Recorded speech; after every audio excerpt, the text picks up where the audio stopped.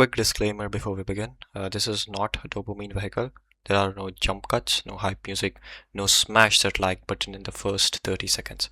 This is a slow conversation over a whiteboard.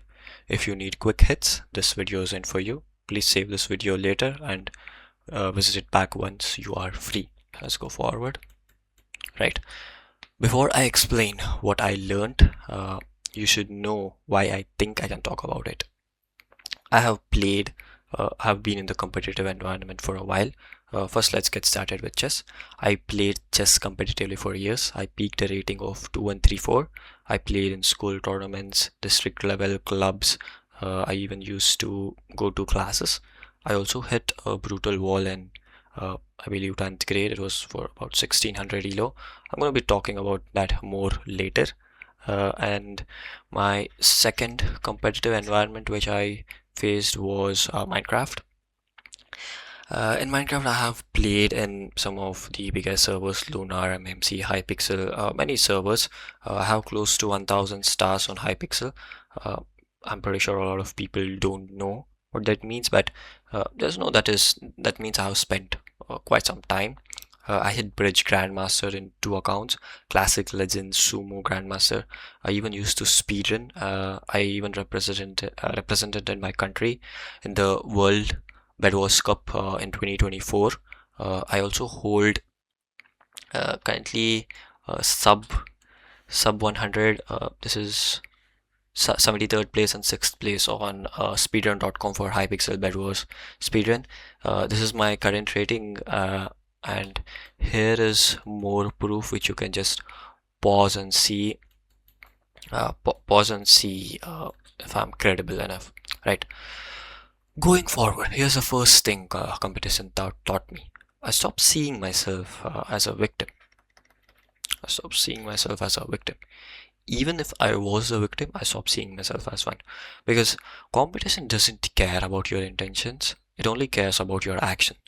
In chess, if you make one bad move, you lose. Especially if you're playing in higher elos like I used to, it doesn't matter that you were tired.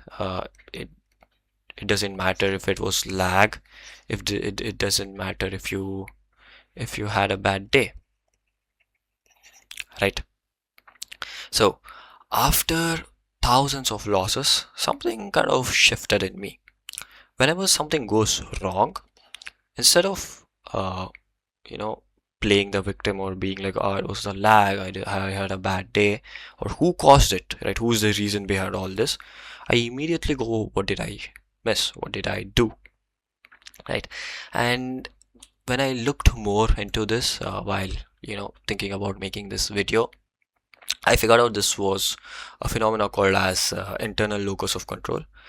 People with strong internal locus believe that their actions influence outcome more than they actually influence. Now, obviously, not everything, right, is your fault. Life is unfair. I believe that life is fundamentally unfair, from the place you are born to which country you are born, where you are born, what you're interested in, your IQ, your genes. Who you don't know. Life is fundamentally unfair, right? I believe that systems fail, people lie, and sometimes you can truly be the victim.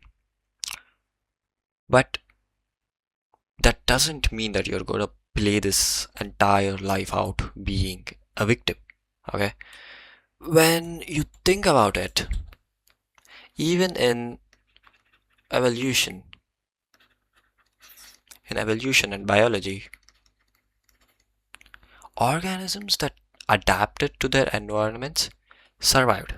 Organisms who just blamed their environment and didn't do much, they didn't, right? Evolution, which is like the most fundamental, basic thing of life, even evolution doesn't care about fairness. It only cares about how you responded. Okay, competition taught me the same thing. The world is not different. Your only leverage on what you can do for an X situation or an X event is how you react to it. What Y reaction can you give? The only difference between the game, you playing the game, and you being played by the game is how you think about it.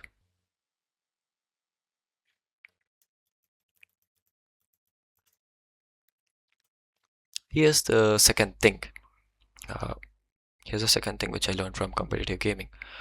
Competition taught me the difference between effort failure and approach failure, right? When we fail, a person just usually goes back. I feel like there are two reasons you can fail. One is approach, and the second one is effort. Okay. Most people, the second they fail, they believe that it was the second reason they failed. Okay. Most people think that if something isn't working, they just needed to try harder. They just need to grind more. This is exactly what happened to me when I hit 1600 elo in chess, and I just hit a wall. I couldn't move any further. I barely touched 1700, and I right fell back towards 1600. And this happened for like 8 months. I played for hours. I saw videos, I read books, I solved puzzles, I did a lot of things, but nothing happened, right? And this is when I thought about it, and uh, I thought that my approach was correct because I literally went to 1600 using whatever approach I was doing back then, uh, and I didn't really question my approach. I only questioned my effort, right?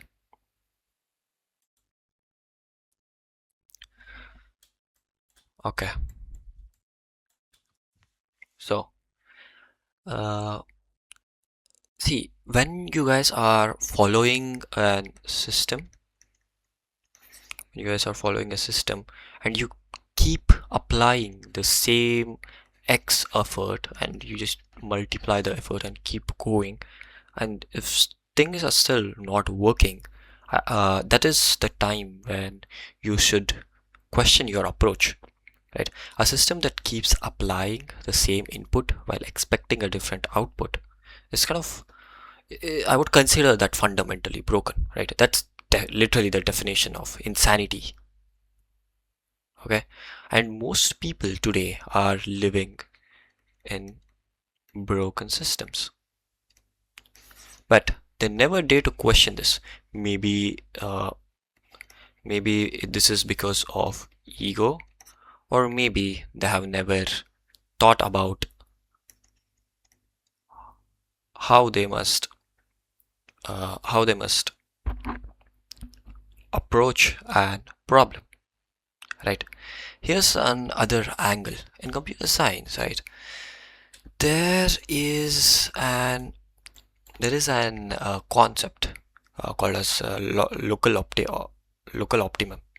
It's when an algorithm gets stuck at its local peak, and it believes that this is the best thing, and it is not ready to change its approach. It's basically when an algorithm gets stuck in a solution that's better than everything around it, but it is worse than something else which exists somewhere else.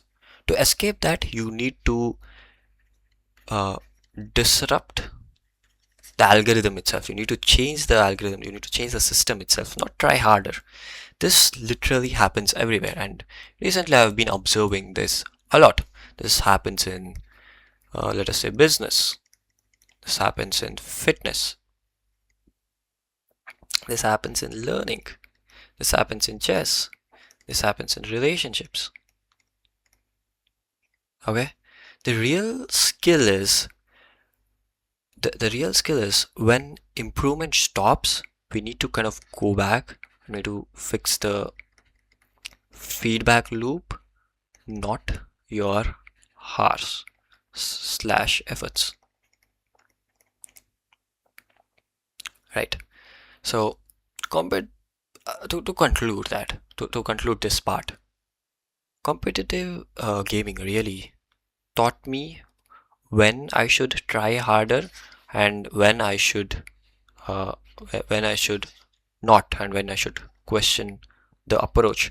And like I discussed in the video before this video on how to take decisions in the post AI era, as intuition and taste becomes important, instead of just pushing more and more and more data into an model, we need to realize when and what a model is capable of doing and what model is right to do that, right? So let us go to the next part. Here's the third thing. Competition taught me to treat optimization as a curiosity engine. Right? And using this curiosity engine, I kind of come up with new ideas, new predictions, and new approaches.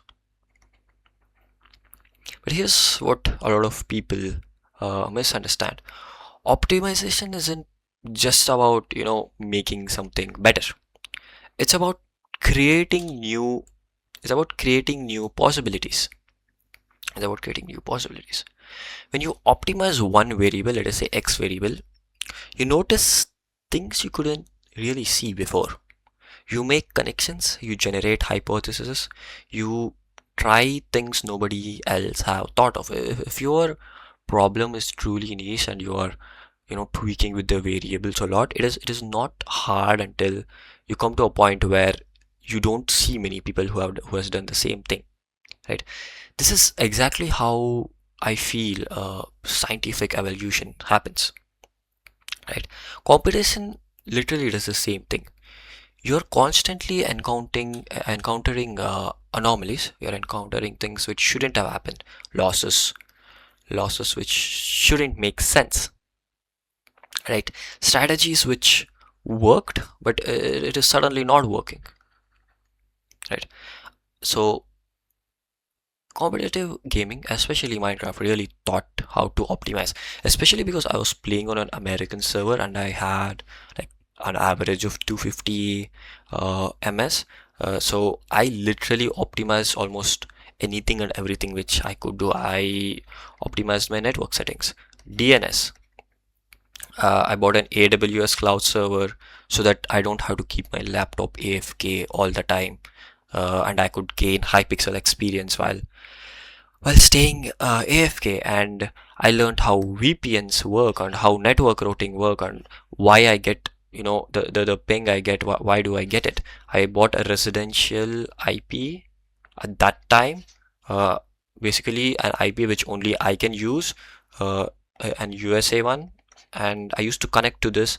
I used to try a bunch of networks and things just to reduce. And at the end, I was able to reduce this 250 ms to like 230 ms, I believe.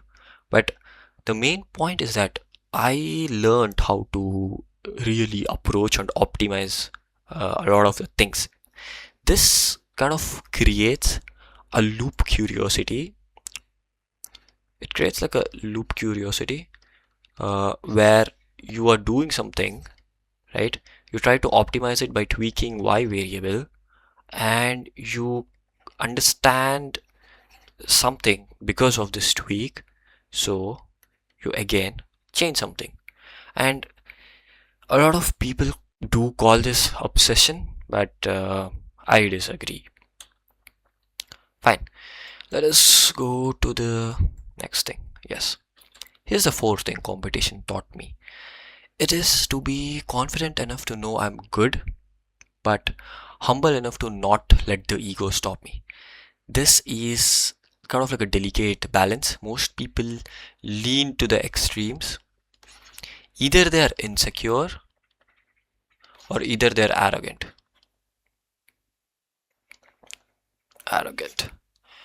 Right? Competition kind of forces you in the between, because you think you're extremely good, you're winning, you suddenly go from 1000 elo to like 1600 elo. You win, you build confidence, then someone suddenly beats you, someone destroys you. You're not even a competition for them. Your ego deflates. Later you improve again, you win again, confidence returns. Then again you're at the peak, you're like, oh, I'm winning, then someone beats you again, now your ego is bad again, your confidence is really low again. And competition eventually, when this happen for like 1,000 times, you end up somewhere in the between. Your confidence ends up being somewhere in the between, where you know your limitations, you know how good you are, and you know what you are supposed to do. You stop identifying yourself based on winning and losing, and you start identifying yourself based on, you know, whether you're improving, you did what you were supposed to do, data, and a lot of things, right? And in Buddhism, there is this concept called as non-attachment. It doesn't mean you don't care. It means that you don't cling onto it. You engage fully. You give your best. It's not like I don't care. This paper doesn't define me. It's not like that. You are present in the moment, but you don't tie your entire identity, your emotions, and what you do for the rest of the day based on that, right? And competition forced me to learn this. If I attached my identity to winning, every time I lost, my day is ruined, right? And I would have quit. I couldn't survive that if that kept happening for thousands and thousands of times, right? If I attached my identity to improving every loss instead of, actually trying to get better, I would have quit really prior, I believe. And another angle to this is, in game theory, the optimal strategy in an repeated game is very different from a single game, right? In a single game, you can go all out. In a repeated game, you build repetition. You learn, you adapt, you play the long game. Competition taught me to play the repeated game, not just a single match. The main principle is that confidence without ego means that I know I'm capable. I also know I can always improve. These aren't contradictions. And I'm not going to tie my entire identity to this, right? This is the mindset that allows you to improve indefinitely without being destroyed by failure or, being corrupted by success. Both are equally dangerous. The final part, the fifth final thing is that and I believe this is the most important thing, is that competition taught me that adaptation is more valuable than where you are currently at. Because the meta changes, right? Rules update, strategies die, new tactics emerge, new players come, a lot of things happen, and you need to adapt extremely quickly if you want to stay what you have spent so many days trying to do. And this is not like this only happens in gaming or competitive environments, right? And even basic evolution and biology, it's not always the strongest or the biggest or the most intelligent who survive. It is the people who are the most responsive to changes. And I feel like the most basic thing in evolution, this applies everywhere. Okay, like think about it, right? Organizations and individuals that survive and businesses that survive usually aren't the one that are the best right now. They're the one that learned the fastest. And in the information era, I believe this is more important. Adding another angle to this, in thermodynamics, systems that are closed, they do not adapt. Right? In a closed systems, it doesn't adapt, and they eventually use an equilibrium. This is like kind of like the heat death theory. I believe this is what is believed to happen to the universe, where heat or energy can no longer exchange, and it eventually dies. Competition taught me that you shouldn't be a closed system. You should be an open system. You should be open to changes, and you should constantly exchange information with your environment to and I should constantly try and update my models. The principle is that your ability to adapt is more valuable than where you currently stand in the competition. And competition is the best training ground for adaptation because it literally forces you to adapt. You either learn or you lose. There is no third option. And the feedback loop is extremely quick in this. It is it is not like real life where you can spend years not really thinking about it or not really adapting, just doing what everyone is doing and still be fine with it. Okay. Whatever I've discussed, these are not principles. These principles are not entirely tied to gaming.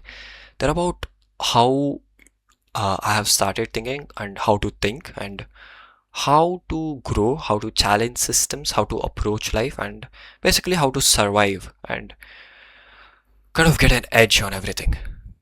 Okay, so that concludes my video. I do not expect a lot of people to watch it. I've well overcrossed what I wanted my time limit to be.